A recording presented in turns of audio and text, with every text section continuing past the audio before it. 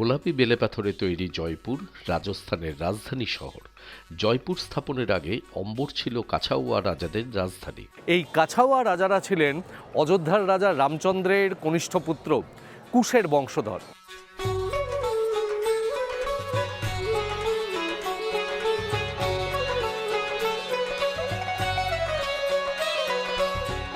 এই কাছাওয়া বংশের রাজা জয়সিংহ দ্বিতীয় তিনি ১৬৯৯ সালে মাত্র ১৩ বছর বয়সে সিংহাসনে বসেন। তার অসম্ভব বুদ্ধিমত্তা ও পাণ্ডিত্যে খুশি হয়ে সম্রাট ঔরঙ্গজেব তাকে সোয়াই অর্থাৎ এক নয় সোয়া এক গুণ এই খেতাবে ভূষিত করেন। তখন থেকেই কাছাওয়া বংশের রাজারা তাদের নামের আগে সোয়াই উপাধি ব্যবহার করে আসছেন।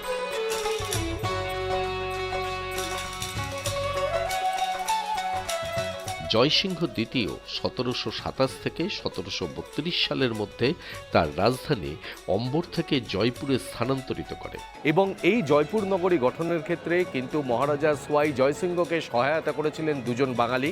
একজন হলেন বিদ্যাধর ভট্টাচার্য, যিনি একজন স্থপতি ছিলেন, এবং আরেকজন তিনি ছিলেন রাজার অর্থনৈতিক উপদেষ্টা কান্তিচন্দ্র মুখোপাধ্যায়। ১৮৭৬ সালে প্রিন্স অফ ওয়েলস অ্যালবার্টের জয়পুর ভ্রমণকে স্বাগত জানাতে আতিথ্যের নিদর্শন স্বরূপ শহরের প্রতিটি বাড়ি রঞ্জিত হয় গোলাপি রঙে। শহরের রূপে মুগ্ধ প্রিন্স অ্যালবার্ট শহরের নাম দিলেন পিঙ্ক সিটি। সেই থেকে মূল জয়পুর শহরের রং আজও গোলাপি। সূর্যাস্তের আভায় মোহময়ী হয়ে ওঠে ভারতের প্রথম আধুনিক শহর জয়পুর।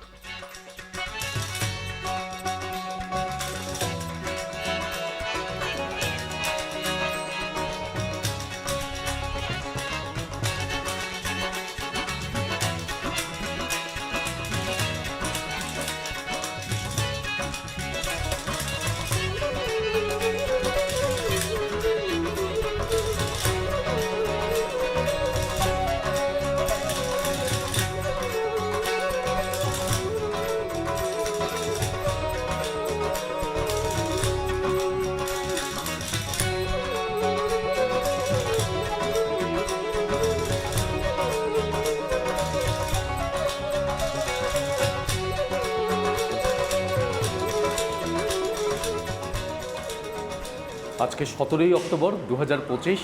আজকেই আমরা আজমির থেকে জয়পুরে এসে পৌঁছেছি। আজমির থেকে শতাব্দী এক্সপ্রেস ধরে আমরা জয়পুরে এসে পৌঁছেছি ঠিক বিকেল ৫:৩০টায়। আপনাদের সেই বিষয়ে আগের ভিডিওতে বলেছি যে আমরা কিভাবে আজমির ঘুরেছি এবং আজমির থেকে জয়পুরে এসে পৌঁছালাম। আর আপনাদের কাছে অনুরোধ করব যে আমাদের বিভিন্ন পর্বের ভিডিওগুলি আপনারা কাইন্ডলি একটু এপিসোড অনুসারে পরপর দেখবেন, তাহলে আমাদের এই ভ্রমণের সম্পূর্ণ বিষয়গুলি আপনাদের কাছে সুন্দরভাবে ফুটে উঠবে। আর আমরা এখানে রয়েছি এই হোটেলটিতে। আমরা অন্যান্য বিষয়গুলি বলার আগে আপনাদের আগে হোটেল সম্পর্কিত তথ্যগুলো দিয়ে নিই। জয়পুরে আমরা পৌঁছিয়ে যে হোটেলটি বুক করেছি এর নাম হচ্ছে hotel lizard in grand Chanakya. এই হোটেলটি স্টেশন থেকে মোটামুটি ওই ২.৫-৩ কিলোমিটার মতন দূরত্বে। মেক মাই ট্রিপ থেকে বুবু হোটেলটি পছন্দ করেছে রেটিং দেখে, সব কিছু দেখে। কত রেটিং ছিল? 4 ছিল রেটিং, কিন্তু প্রচুর লোক এখানে থেকে রেটিংটা দিয়েছে, মানে প্রায় ৪,৫০০ লোক রেটিংটা দিয়েছে। অন্যগুলো 4.3 ছিল, কিন্তু আমি তবুও এটা সিলেক্ট করলাম শুধুমাত্র বেশি সংখ্যায় লোক রিভিউ দেওয়ার পরও ওটা রেটিং 4 রয়েছে। এবং হোটেলটায় এসে আমাদের পুরো চক্ষু ছানা বড়া, এত সুন্দর সাজিয়েছে দিওয়ালিতে, আর তেমন পরিষ্কার পরিচ্ছন্ন। লোকেশন আপনার এমআই রোড রাস্তাটির নাম, সেই এমআই রোডে হোটেলের লোকেশন। আপনারা আমাদের কথাবার্তার মধ্যে রুমটি দেখছেন, যা যা রুমের সব কিছুই আছে, আলাদা আলাদা করে দেখানোর প্রয়োজন নেই। অ্যাট এ গ্লান্স যেটা দেখছেন সেটাই। কিন্তু যেটা বলার সেটা হচ্ছে এইখানে এই যে আইটেমগুলি রয়েছে, এখানে ক্যাজু নাটস রয়েছে, সল্টেড পিনাটস রয়েছে, বিস্কিট রয়েছে, এবং এইখানে ফ্রিজের মধ্যে এই যে বিভিন্ন আইটেমগুলি রয়েছে, এই যা কিছু রয়েছে এগুলি সবই চার্জেবল। হ্যাঁ আইয়া ভাইয়া, হ্যাঁ, তো এগুলি সবই চার্জেবল, তাই তো? একদম। আর এর এই যে সব এখানে কার কত প্রাইস সেগুলো সব লেখা রয়েছে। আর এই হোটেলটা হচ্ছে মানে বলা যায় মাঝখানে, এখান থেকে হাওয়া মহলও ওরকম 2 কিলোমিটার, স্টেশনও 2.5 কিলোমিটার, যেখানেই যাবেন ওই 2-2.5 কিলোমিটার। মানে আমরা স্টেশনের কাছে এই জন্যই নিই নি, কারণ স্টেশনের কাছের জায়গাটা প্রচণ্ড ঘিঞ্জি আর কি, খুবই ঘিঞ্জি। আর এই জায়গাটার পরিবেশটা ভালো, নামলেই প্রচুর দোকানপাট, খাওয়ার দোকান, খুবই সুন্দর এই জায়গাটা। Thank you. তা আমরা এই যে হোটেলটি নিয়েছি জয়পুরে, আমরা থাকবো 3 রাত। আজকে 17 তারিখ, 17, 18, 19 আমরা থেকে 20 তারিখ এখান থেকে আমরা চেক আউট করবো। 3 দিনের জন্য, মানে 3 রাতের জন্য আমাদের কাছ থেকে নিয়েছে 7,500 টাকা। আমি কিন্তু মেক মাই ট্রিপ থেকে বুকিং করেছি।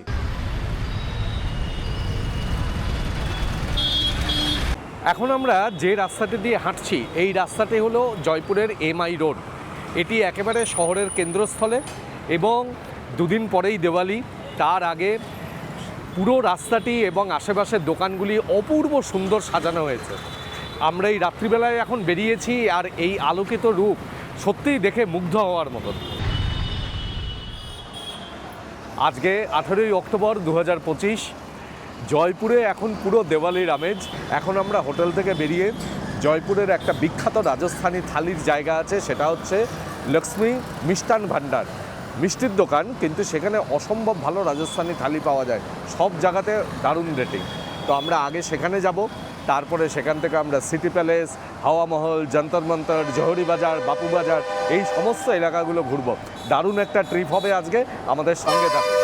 আমরা এই আমাদের হোটেল, এই যে গ্র্যান্ড চাণক্য, এখান থেকেই আমরা একটা উবের অটো বুক করলাম। এখানে আপনি উবের, ওলা, র্যাপিডো এভরিথিং পাবেন, কোনো সমস্যা নেই। আমরা অটোই নিয়েছি, অটো 103 টাকা নেবে।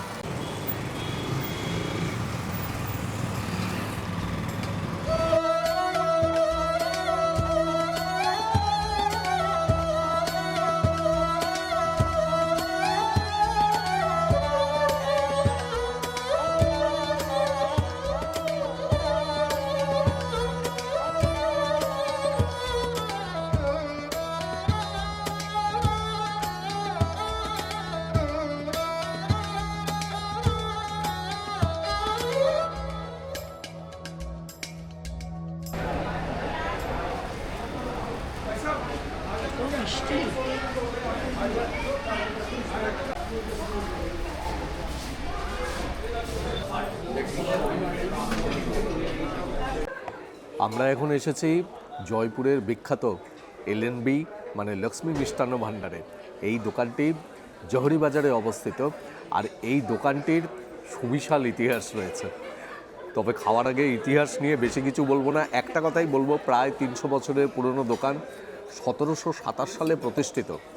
মহারাজা সোয়াই জয় সিং যখন আম্বের থেকে তার রাজত্ব জয়পুরে স্থানান্তরিত করেন, তখন তিনি বিভিন্ন শিল্পপতি, ব্যবসায়ী সকলকে আমন্ত্রণ জানিয়েছিলেন এবং সেই সময় একদল হালুইকর, মানে যারা মিষ্টি তৈরি করে, সেই একদল হালুইকরকেও তিনি আমন্ত্রণ জানিয়েছিলেন। আর তাদের মধ্যে মালিরাম ঘোদাওয়াত নামে একজন হালুইকর, তিনি এই দোকানটির প্রতিষ্ঠা করেন এবং তার নাম দেন লক্ষ্মী মিষ্টান্ন ভাণ্ডার। এবং তখন থেকে কিন্তু দোকানটা একই নামে চলছে। পরবর্তীকালে এই মিষ্টান্ন ভাণ্ডার রেস্টুরেন্টে পরিণত হয়েছে, এনাদের হোটেল রয়েছে, আস্তে আস্তে বিস্তৃতি লাভ করেছে, যেরকম সব ক্ষেত্রেই হয়, সকল ব্যবসার ক্ষেত্রেই। তো সেই হিসাবে এই দোকানটির কিন্তু ঐতিহ্য বিশাল। প্রথমে দেখেই আমার আর রেস্টুরেন্টে খাবো কি, মিষ্টির দোকানেই মনে হয় কিছুক্ষণ দাঁড়িয়ে থাকি। এত বড় মিষ্টির দোকান, হাজারে হাজারে মিষ্টি। এখানে হচ্ছে থালি খুব জনপ্রিয়, তাই জন্য আমরা একটা রাজস্থানি থালি নিয়েছি আর একটা হচ্ছে রাজস্থানি আর নর্থ ইন্ডিয়ান মিক্সড করে একটা থালি। দুটো থালির দামই হচ্ছে 890 টাকা করে। ওই থালি দেওয়ার আগে এখানে আমাদের একটা স্যুপ দিয়ে গেছে, এই স্যুপটা কিন্তু খুব ইন্টারেস্টিং। এই স্যুপটা মুগ ডালের বড়ি দিয়ে আর পাঁপড় দিয়ে তৈরি, আর ভীষণ সুন্দর একটা টেস্ট। খাওয়ার পর একেবারে মনে হয় না ওই পাঁপড় খেলে যেটা হজম হয় সেটাই ওরা আগে স্যুপ হিসাবে দিয়ে গেছে। এটার নাম হচ্ছে পাপড় মঙ্গোরি। তো খেলাম আমি, লবঙ্গ, এলাচ, দারচিনি এগুলো দিয়ে তৈরি, সম্ভব সুন্দর টেস্ট, সত্যি অপূর্ব খেতে। এই রাজস্থানি राजस्थानी ये वाली है, ওই ইয়ে north Indian and Rajasthani, and शाही। वो राजस्थानी है। मसाला बाटी, प्लेन बाटी। ये 2 तरह का चूरमा, गुलाब वाली गेहूं चूरमा, बेसन चूरमा। ये बाटी को साइड में चूर लेते हैं, दोनों चूरमा थोड़ा थोड़ा मिलाते हैं जितना ज़रूरत है, और ये दाल मिलाते हैं। इसका कॉम्बिनेशन दाल बाटी चूरमा खाने का। ये प्लेन राइस है, ये कैर सांगरी यहाँ की फली होता है। ये सीजनल आलू गोभी है, कड़ी है, दाना मेथी किशमिश है, कड़वा मीठा दोनों होगा। ये मिश्री मावा काला कंद है, मिल्क खोया एंड बूंदी रहता है, मिस्सी रोटी बेसन की चने की, ये आपका पापड़। ये सारा आइटम सारा अनलिमिटेड है, जो भी आपको अच्छा लगेगा रिफिल आप जितना चाहिए जो आपको अच्छा लगे लेते रहिए। ये मिस्सी रोटी की जगह तंदूरी रोटी आ जाएगी गेहूं वाली। ये आपका शाही थाली में ये स्वीट आपका मिश्री मावा काला कंद है, दही पकौड़ी इसके अंदर है, कड़ी है, बेला राजस्थानी गट्टा है, ये दाल मखनी है, ये आपका मिक्स वेज है सीजनल, ये मटर पनीर का सब्जी है, ker sangri and pulao, veg pulao and lachha paratha and papad. ये क्या बोला? कैर सांगरी यहाँ की फली होता है, बहुत महंगी सब्जी होती है यहाँ की। हाँ 2000 रुपये किलो। हाँ উনি আমাদের এত সুন্দর করে এই থালির প্রত্যেকটা আইটেমের নাম এবং কিভাবে কি খায় সেগুলি সব বললেন। আপনার নাম কে है बताइए? मेरा नाम सकलदीप प्रसाद है। मैं वैसे यहाँ से नहीं हूँ, झारखंड से हूँ। यहाँ पर 25 साल हो गया मेरे को यहाँ पर जॉब करते। অনেক কিছু আইটেম, 1 2 3 4 5 6 7 8 9 10 11 12 13 14টা আইটেম। তো আমরা দুজনেই শেয়ার করে খাবো। তা ওনারা বলে গেলেন যে একটা থালায় মানে আমার থালায় যা যা আছে বা অনিন্দর থালায় যা যা আছে আপনারা যতবার চাইবেন বা আমরা যতবার চাইবো ততবার ওনারা দেবেন, কিন্তু একটা থালা নিয়ে দুজনে খাওয়া যাবে না। মানে আপনারা নিজের নিজের থালা যতবার চাইবেন জিনিসগুলো ততবার পেতে পারেন। এই যে ডাল, এই শিখে গেছি রাজস্থানি খাওয়া। इसका कॉम्बिनेशन এটা मिक्स হচ্ছে करके खाने का, মেথি চুরমা। बाकी आपको ऐसे सूखा भी खा सकते हैं, हाँ। लेकिन इसका कॉम्बिनेशन जो है दाल बाटी चूरमा मिक्स करके खाने का। তাই না? এটা বেসনের চুরমা।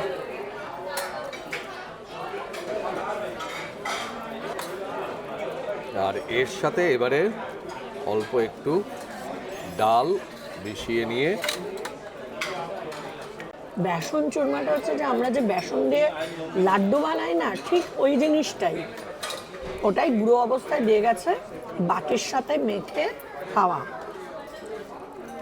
অপূর্ব অপূর্ব। আমরা যেমন গুজরাটে খেয়েছিলাম গোবর্ধন থালে, এতই সুন্দর সাজিয়ে দিয়েছিল আর যত ইচ্ছা খেতে পারেন, ঠিক এইখানেও একই পদ্ধতি। ওরা তো 2-3টে পদ করে না, যে আপনার পছন্দ হলো না অথচ সেই পদটা দিয়ে খেতে হবে। এত রকম করে যে আপনার যদি কোনো একটা আইটেম পছন্দ না হয় তাহলে আপনি আরেকটা আইটেম দিয়ে খেলেন, সেটা পছন্দ হলো না আরেকটা দিয়ে খেলেন।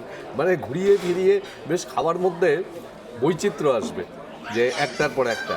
এইটা কিন্তু এখানকার একটা স্পেশালিটি। আমি গুজরাটেও দেখেছি, রাজস্থানেও তাই। কিন্তু পার্থক্য একটাই, স্টেট অনুযায়ী কিরকম পার্থক্য হয়। গুজরাটের খাবারের যে থালটা ছিল সেটা কিন্তু সবটাই ছিল মিষ্টি ধরনের, আর এখানে কিন্তু তিখি মানে ঝাল। রাজস্থানের যা রান্না খাবেন তাতে একেবারে ঝাল মাস্ট। আর এতগুলো আইটেম যেরকম থাকে, থালার আয়তনটাও সেই রকম বড়, মানে খেতে বেশ সুবিধা হয়। যে একটা ছোট জায়গায় দিয়ে দিল আলাদা আলাদা করে তা না, থালার মধ্যেই নিয়ে থালার মধ্যেই ঢেলে থালার থেকেই তুলে তুলে খাওয়া।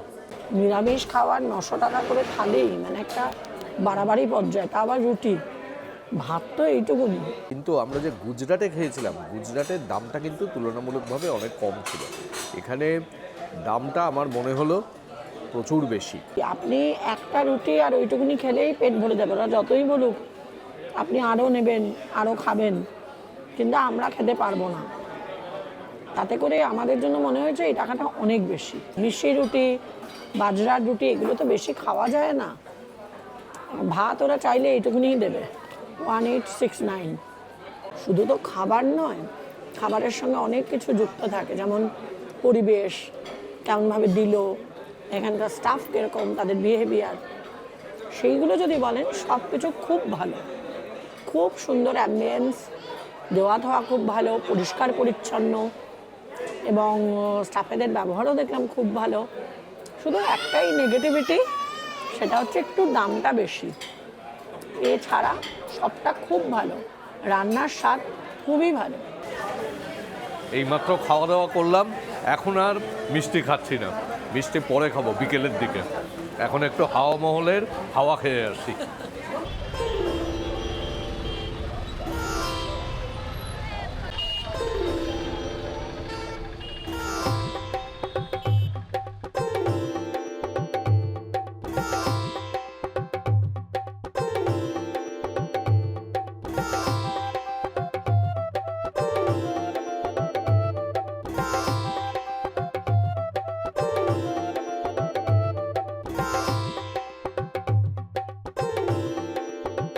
1799 সালে সোয়াই প্রতাপ সিং প্রতিষ্ঠিত এই হাওয়া মহলের ভিতরের অংশে আমরা এসেছি। এইখানে টিকিট কাউন্টার, আমরা টিকিট কাটলাম। আমরা এখন হাওয়া মহলের ভেতরে এবং ওপরের দিকটাতে উঠব। এখানে টিকিটের মূল্য প্রত্যেকের জন্য 52 টাকা।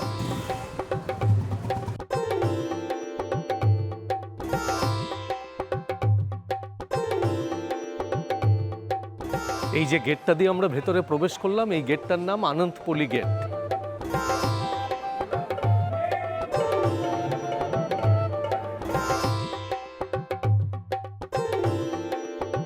রানীরা তো কেউ আমাদের মতো এরকম হেঁটে উঠতেন না, পালকি করে উঠতেন, এই জন্য এরকম র্যাম্প তৈরি করা হয়েছিল। তার জন্য আমাদেরও এখন সুবিধা হচ্ছে।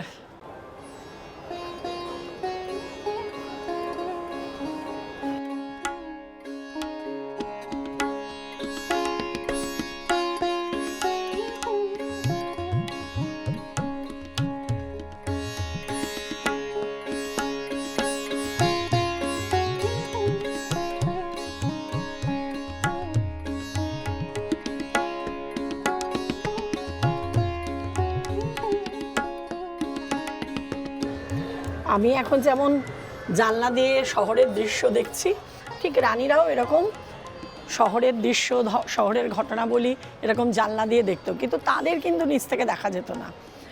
আর এখানে এইরকম জানলা আছে 953টি। আর এই হাওয়া মহলের মানে পরিবেশটা অসাধারণ। সারাক্ষণ এখানে সুন্দর হাওয়া এদিক থেকে ওদিক প্রবাহিত হচ্ছে, আর এখন শরীর শীতল হয়ে যাচ্ছে।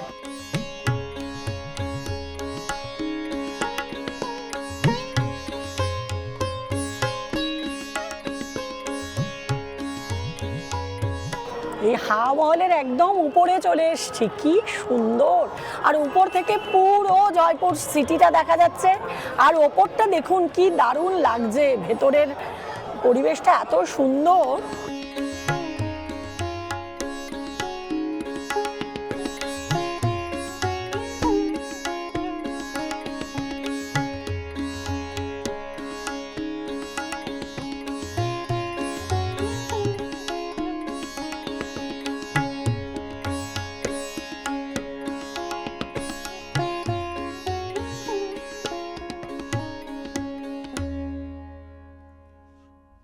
হাওয়া মহল দেখে নিয়ে এখন আমরা যাচ্ছি যন্তর মন্তরের দিকে।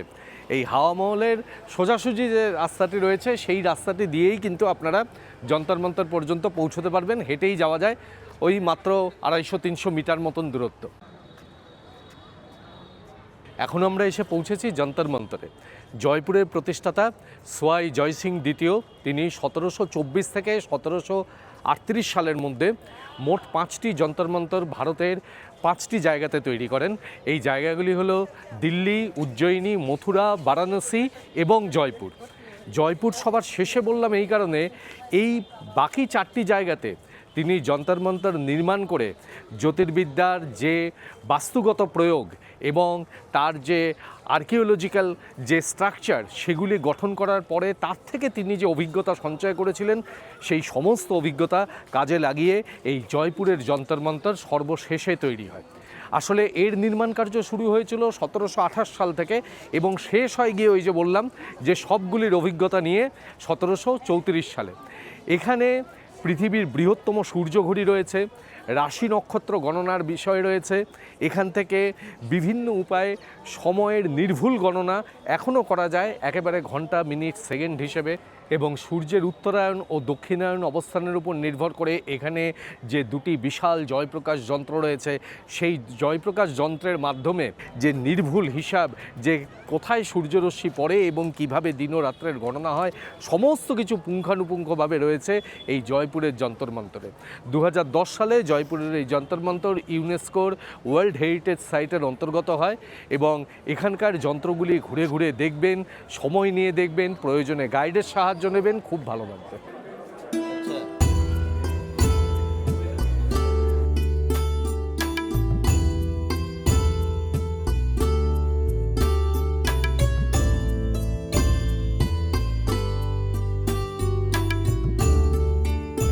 আমরা এখন এসে পৌঁছেছি জয়পুরের সিটি প্যালেসে। এই যে অংশটি দেখতে পাচ্ছেন, এটি হলো সভাগৃহ। এখানে ক্যামেরা দিয়ে ছবি তোলা যাবে না, মোবাইল দিয়ে তোলা যাবে।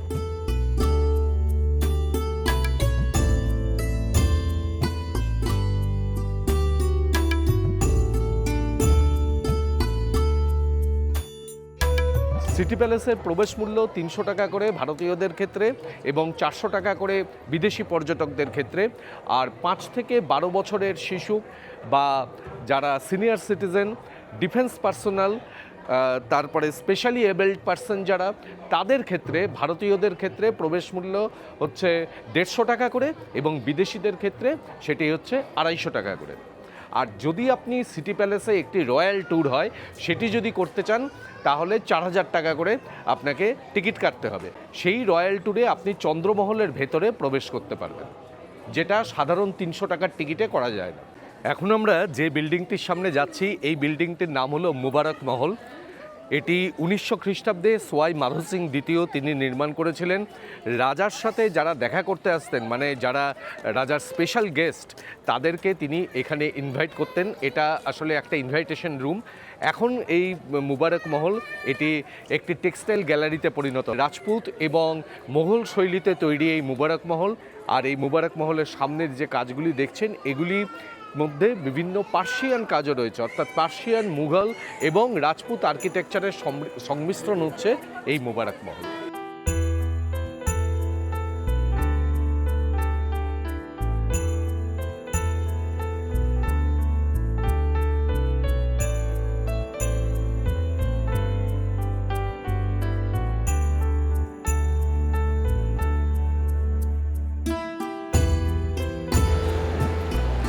এই হচ্ছে সোয়াই মাধো সিং দ্বিতীয়র কুর্তা। এর মধ্যে 4টে অনিন্দ ঢুকে যাবে। আমার এই শাড়িটা ভীষণ পছন্দ হয়েছে। শাড়িটার ওজন মাত্র 40 গ্রাম। এই মুবারক মহলটি বুবুর খুব পছন্দ হয়েছে, টেক্সটাইল গ্যালারি। খুব সুন্দর সুন্দর শাড়ি আছে। রানীরা তো খুব দারুণ দারুণ শাড়ি পরতেন এবং দারুণ দেখতে শাড়িগুলো। মুবারক মহল দেখে নিয়ে এখন আমরা এসেছি দেওয়ানি খাস। এই সিটি প্যালেসের যে বিশাল চত্বর, একে মোট 6টি ভাগে ভাগ করা যায়। একটি হলো মুবারক মহল, তারপরে দেওয়ানি খাস, তারপরে প্রীতম নিবাস চৌক, চন্দ্রমহল, সিলাহিখানা এবং বাঘিখানা। আমরা এখন এই যে জায়গাটিতে দাঁড়িয়ে রয়েছি এই জায়গাটি হলো দেওয়ানি খাস।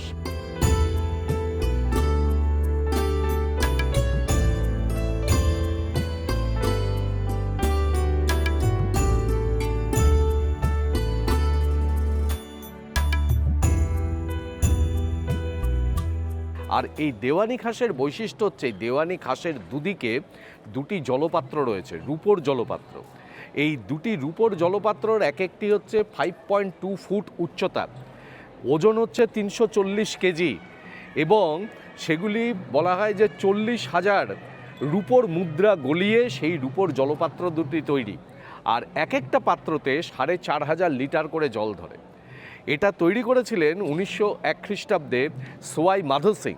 তিনি যখন 7ম এডওয়ার্ডের করোনেশন সভায় যোগ দিতে ইংল্যান্ডে গিয়েছিলেন সেই সময় এখান থেকে এই 2টি জলপাত্রতে তিনি পানীয় হিসাবে গঙ্গা জল নিয়ে গিয়েছিলেন। প্রায় 9000 লিটার গঙ্গা জল তার সাথে গিয়েছিল। এখানে সেই জলপাত্র দুটি রয়েছে। এই সিটি প্যালেসে চন্দ্রমহলের মাথায় যে পতাকাটি ওড়ে সেটি 5 রঙের। এটি হলো রাজস্থানের রয়্যাল ফ্ল্যাগ, এর নাম পচরঙ্গি। এই রয়্যাল ফ্ল্যাগ যখন দুখানা থাকে, একটি বড় একটি ছোট, তখন রাজা এই প্যালেসে অবস্থান করছেন। আর যদি একটি থাকে তাহলে বুঝতে হবে রাজা তখন প্যালেসে বা জয়পুরে নেই। এই দেওয়ানি খাস দেখে নিয়ে দেওয়ানি খাসের ঠিক উল্টো দিকেই দেখবেন এখানে লেখাও রয়েছে প্রীতম নিবাস চৌক। একটি ছোট গেট, সেই গেটটি পার করে আপনি গিয়ে পৌঁছাবেন প্রীতম নিবাস চৌকে। এই প্রীতম নিবাস চৌক যে জায়গাটি, এখানে মাঝখানে একটি চত্বর রয়েছে, সেইখানে রাজপরিবারের বিভিন্ন অনুষ্ঠান হতো এবং চারপাশের ঝরোখা থেকে রানীরা সেই অনুষ্ঠান প্রত্যক্ষ করতেন। এই প্রীতম চৌকের চারদিকে 4টি দরজা আছে। এই যে দরজাটি, এই দরজাটির নাম হলো ময়ূরদ্বার। এই দরজাটি ভগবান বিষ্ণুর উদ্দেশ্যে উৎসর্গিত এবং এটি প্রধানত বর্ষা ঋতুকে উৎসর্গ করে এই দরজাটি নির্মিত হয়েছে। তার পাশেই এই যে দরজাটি রয়েছে এই দরজাটির নাম হলো কমলদ্বার। এই দরজাটি শিব পার্বতীর উদ্দেশ্যে উৎসর্গিত এবং এই দরজাটি গ্রীষ্ম ঋতুকে উৎসর্গ করে বা গ্রীষ্ম ঋতুকে আহ্বান করে করা হয়েছে। এরপরে প্রীতম চৌকের এই দিকে আসবেন, এই দিকে এই যে গেটটি দেখতে পাচ্ছেন এই গেটটির নাম হলো লহেরিয়া। এইখানে গণপতিকে দরজার উপরে স্থাপন করা হয়েছে এবং এই দরজাটি বসন্ত ঋতুকে নির্দেশ করে। আর এই পাশে এই যে গেটটি দেখতে পাচ্ছেন, এই গেটটির নাম হলো গুলাব দুয়ার। এই গুলাবদ্বার দরজাটি দেবী মার উদ্দেশ্যে উৎসর্গিত এবং এই গুলাবদ্বার শীত ঋতুকে আহ্বান করে।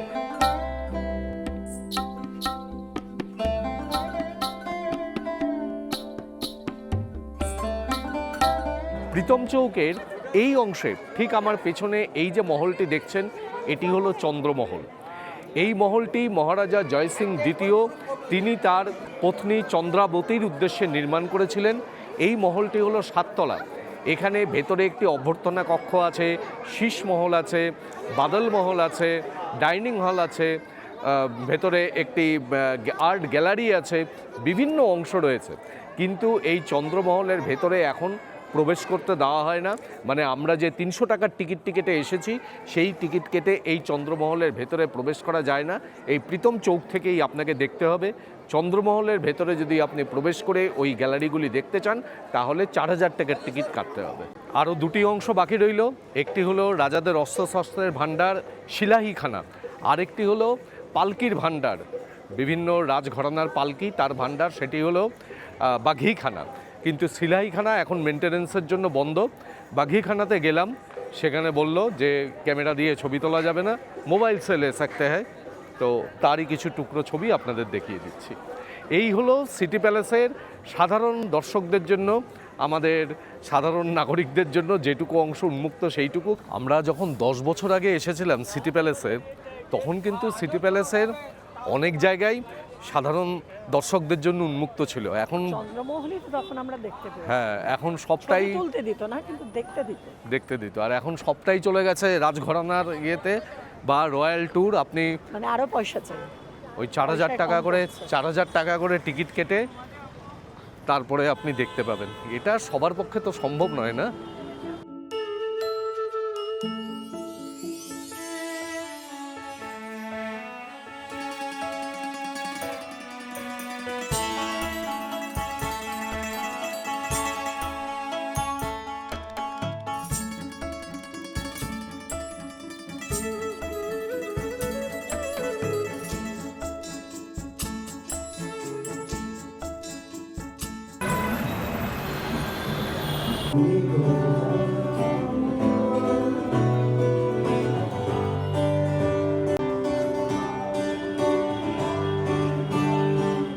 क्योंकि आपके यहाँ पे स्पेशली लाल मांस के साथ खमीरी रोटी चलता है।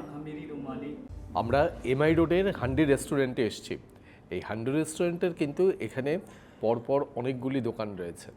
আপনি যখনই গুগলে সার্চ করবেন হান্ডি রেস্টুরেন্ট বলে, তখন দেখাবে এমআই আরও এইচ, এমআই রোডের এমআই, তারপরে রোডের আরও এবং হান্ডির এইচ। এই হান্ডি রেস্টুরেন্টের এখন ব্র্যান্ডেড নেম মিরো হয়েছে। এই মিরো হিসাবেই কিন্তু আপনি সার্চ করবেন এবং এখানে এসেও তাই পাবেন।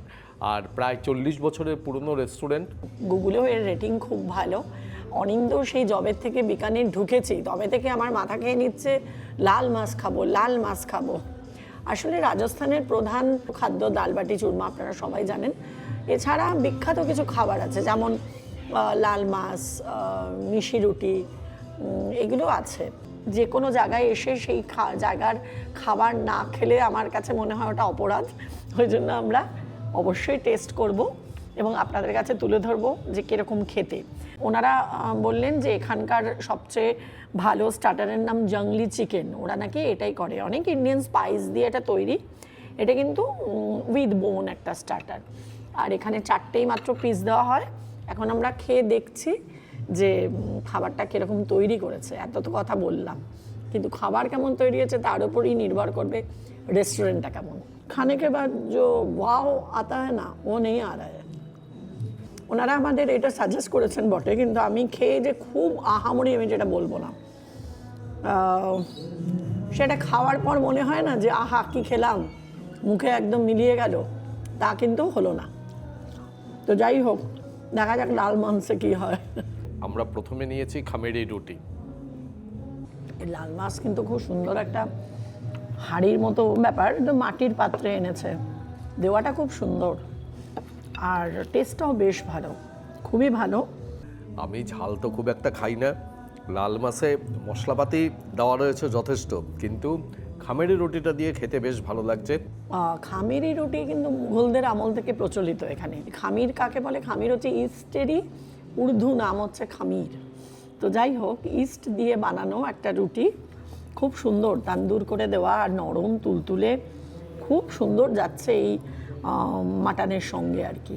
এই যে খামেরের রুটিটা খাচ্ছি না, এই খামেরের রুটি কিন্তু আমরা কাশ্মীরেও খেয়েছিলাম। ये बहुत अच्छा हुआ। আমি এই মাংসের ঝোল যখন প্রথমে খাচ্ছিলাম তখন মোটামুটি ঠিকই লাগছিল, কিন্তু তারপরে যত সময় এগোতে লাগলো, জিভের পুরো আস্তরণকে যখন মাংসের ঝোল গ্রাস করলো, তখন দেখছি যে আর পারছি না, চোখ দিয়ে নাক দিয়ে জল পড়ছে, এমন ঝাল, মারাত্মক ঝাল বাবা। আমার এত ঝাল খেয়ে অভ্যেস নেই। ইয়ে কে দিয়ে আপনি जैगरी जैसे गुड़ গুড়? स्पाइसी অনিন্দর এত ঝাল লাগছে, ওরা দেখে দৌড়ে দৌড়ে গিয়ে গুড় নিয়ে এসে দিয়েছে। ভাবুন অবস্থা। কিন্তু এই লাল মাছ মানে অসাধারণ বানিয়েছে। নরম আমি তুলতুলে। হ্যাঁ, চিকেন জাংলি চিকেনটা যতটা না আমার মনের মতো হলো, এইটা মানে 100 দুর্দান্ত খেতে হয়েছে। আর সবচেয়ে যেটা কোয়ালিটি হচ্ছে মাংসের কোয়ালিটি, একেবারে তুলতুলে, মুখে দিচ্ছি পুরো গলে যাচ্ছে, অপূর্ব খেতে, অপূর্ব। আমার ঝাল লাগছে আলাদা কথা, কিন্তু গুড়টা যেটা দিয়ে গেল আমার ঝাল কমার জন্য, এই গুড়টা কিন্তু দুর্দান্ত, কি গুড় তাই না? এটা? হ্যাঁ, কি গুড়? কি গুড় মানে? মানে কি গুড়টা দিল কি? মানে কিসের গুড়? হ্যাঁ, কিসের গুড় কি সেটা বলতে পারবো না। হায় রে, কিসের গুড়? এতক্ষণ ধরে দেখো গুড় খেয়ে আছে। গুড় কি জানে না? কিসের গুড়? আখের গুড়। বাহ, আখের গুড় বুঝতে পারছে না।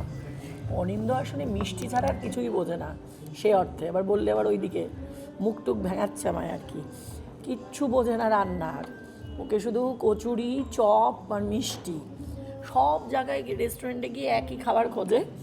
এখানে একটু ফিশ ফ্রাই পাওয়া যাবে, একটু ফিশ ফিঙ্গার পাওয়া যাবে, পৃথিবীতে যেন এই রান্না তৈরি হয়ে যায়। নাহলে যেখান দিয়ে রাস্তায় হাঁটবে, যদি কচুরি পায়, ব্যাস অনিন্দর একেবারে এক গাল হাসি। যাকে এই পর্যন্তই থাক, আমরা কচুরি খাচ্ছি না, এগুলো বাদ দাও। পাশে এত ঠিক ভালো আছে। একটা মাংস রান্না হয়েছে, তুমি পাশে গুড় চেটে চেটে খাচ্ছ। এর থেকে দুঃখের আর কি হতে পারে বলুন? অন্যজন কিভাবে খায়? আমি বলছি এত ভালো হয়েছে, মানে আপনারা আমার পাত দেখলে বুঝবেন, হাড় চিবিয়ে পর্যন্ত কেনা, এত নরম তুলতুলে মাংস এবং মানে মাটনের হাড় যে এইরকম নরম হতে পারে, আমি এরকম সত্যি বলছি, মানে সচরাচর পাওয়া যায় না। আর সেখানে অনিন্দ একটু করে রুটি নিচ্ছে, তার মধ্যে একটু গুড় নিচ্ছে, ঝোলের মধ্যে লাগাচ্ছে আর চেটে চেটে খাচ্ছে। বলুন সহ্য হয়? বুবুর তো ভালো লাগলো, একজনের ভালো লাগলেই হলো। আমার যেটা, সেটা তো আমি মানে খেতে পারি না ঝাল, তার জন্য সেটা আমার ত্রুটি। नहीं नहीं, आप चेयर लेके बैठे हैं तो आपका इंटरव्यू। आप इतना लंबा है, आप चेयर लेकर बैठिए। দেখুন, আমরা এখানে ভিডিও করছি ওনাদের রেস্টুরেন্টে এসে। আমাদের কি পরম সৌভাগ্য যে ওনারা যিনি বানিয়েছেন এই রান্না, তিনি আমাদের সঙ্গে দেখা করতে চলে এসেছেন। এইরকম অনার মানে সত্যি সচরাচর পাওয়া যায় না। খুব ভালো লাগলো। आप बताइए आपका नाम क्या है? मैम मेरा नाम नरेंद्र शर्मा है। अच्छा बोलिए, ये नहीं तो नहीं आएगा। मैम मेरा नाम नरेंद्र शर्मा है। आप ये बता सकते हैं हम ये वीडियो के ज़रिए ये लाल मास सब मैंने बनाया कैसे, मैंने कुक कैसे किया, मतलब कि इसमें क्या क्या डालते हैं आप? मैम बेसिकली मथानिया चिली होती है, हाँ, राजस्थान की जो फेमस चिली है, तो उसी से लाल मास बनाया जाता है। तो इसके अंदर ओनियन है, कर्ड, ओनियन की और कर्ड की ग्रेवी से बनाया जाता है। मतलब कि ये बहुत सारे स्पाइसेस भी हाँ, डाला बहुत सारे हुआ है। स्पाइसेस है। हाँ बिल्कुल, इसमें बहुत सारे स्पाइसेस, हम यहाँ 16 तरह के मसाले यूज़ में लेते हैं। अच्छा अच्छा अच्छा। तो उसकी रेसिपी के साथ में बनाया जाता है इसको। और ये हमारे यहाँ पे 40 साल से सेम सर्व हो रहा है। अच्छा, এইবার একটা মনের মতন ডেজার্ট নিয়েছে, এটা হচ্ছে রাবড়ি তিরামিসু। এই তিরামিসু হচ্ছে অ্যাকচুয়ালি ইটালিয়ান খাবার। এটা রায়ের কাছ থেকে শোনা, যদিও যে এটা একটা কেক জাতীয় একটা মিষ্টি, ওপরের অংশটি নরম তুলতুলে আর মাঝখানে রয়েছে বিস্কুটের মতন মুচমুচে অংশটা, দুটো একসাথে যখন মুখে পড়ছে না, অপূর্ব লাগছে। এই বুবু এই জিনিসটা নিয়েছে একখানা, মানে ভাগাভাগি করে খাবো, কিন্তু আমার মনে হচ্ছে এটা পুরোটাই আচ্ছা, আমি আমি খেয়ে। ভাগাভাগি করব না, তুমি পুরোটা খাও। তুমি আরেকখানা নাও, বাবা রে, তুমি আরেকখানা নাও। ওই যে সেই আগে না লোকে বলতো 32 পাটি বের করে হাসছিস কেন, যদিও কথাটা ভুল, কিন্তু অনিন্দের এখন ওরকম সিচুয়েশন, এতক্ষণ না রীতিমতো মানে বাংলা ভাষা এরা বোঝে না, কিন্তু এই মানে মুখ চোখ দেখলে তো বোঝে, রীতিমতো চিৎকার চেঁচামেচি করছিল ঝাল নিয়ে, তাই দেখে ওরা দৌড়ে গুড় নিয়ে আসলো। এখন একেবারে হাসি একেবারে ঝলমল করছে, জানো কেন, আলো হয়ে গেছে, আলোকিত হয়ে গেছে জায়গাটা। হায় ভগবান, মিষ্টি নিয়ে তার এত আনন্দ আমি আর ভাবতে পারি না। শুনুন, আপনারা লাল মাছ অনেক ভিডিওতে দেখবেন, আপনারা নিজেরাও এসে খাবেন, আপনারাও সবাই এগুলো পছন্দ করে, কিন্তু আমি বলছি আমার রেকমেন্ডেশন, যদি মনে করেন আপনারা এই রাবড়ি তেরামিসু অবশ্যই খাবেন, খেয়ে দেখবেন, তারপরে আমাকে বলবেন যে কেমন লাগলো। আমি ভেবেছিলাম একেবারে বোধহয় পকেট খালি হয়ে যাবে, তা নয়। এই লাল মাছ তো এখানে বিখ্যাত, এটাই খেতে এসছি, সেটার দাম নিয়েছে 680 টাকা, আর অন্যগুলো মোটামুটি ঠিকঠাকই আছে। আমাদের বিল হয়েছে 1867। আজকের রাত এইখানে অর্থাৎ এই হান্ডি রেস্টুরেন্টে শেষ হলো।